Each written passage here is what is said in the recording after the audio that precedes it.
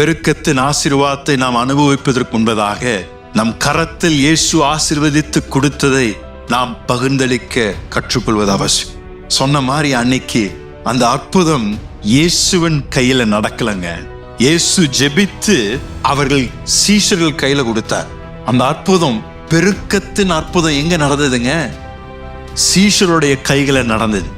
சீஷர்கள் அந்த கூடையை எடுத்து அவர்கள் இயேசு ஆசீர்வதித்ததை அவர்கள் போய் பகிர்ந்தளிக்க ஆரம்பிக்கும் பொழுது அந்த இடத்துல இயேசு அந்த அப்பத்தையும் மீனையும் குறையாமல் அதை பெருக செய்து கொண்டே இருந்தார். அப்படின்னா ஆண்டவர் ஆசீர்வதித்து தந்ததை நமக்கென்று நாம் இறுக பிடித்து கொள்வதை காட்டிலும் ஆண்டவர் நமக்கு தருகின்ற ஆசீர்வாதத்தை நாம் ஒரு வாய்க்காலா இருந்து நம் மூலமாக மற்றவர்கள் ஆசீர்வதிக்கும்படியாக தேவன் நம் கரத்தில் கொடுத்திருக்கின்ற பொக்கிஷங்களை பயன்படுத்துவோம் என்றால் ஆண்டவர் உங்களை நம்பி இன்னும் பல ஆயிரங்களையும் லட்சங்களையும் கோடிகளும் தேவன் உங்களுக்கு தர வல்லவராக இருக்கின்றார். ஏனால் தேவன் தெய்வீக வாய்க்கால்களுக்காக தேடிக்கொண்டிருக்கின்றார். யாரெல்லாம் ஆண்டவரே நீர் எனக்கு தருகின்றதை நான் மற்றவர்களை அதை வைத்து நான் ஆசீர்வதிக்க விரும்புகிறேன், எனக்கு தருகின்றதை நான் அதை வைத்து தேவ ராஜ்யத்தை நான் கட்ட விரும்புகிறேன், அவர் கொடுக்கின்ற ஆசீர்வதிக்கப்பட்டிருக்கின்ற என்ன ஒரு பொருளை நாம்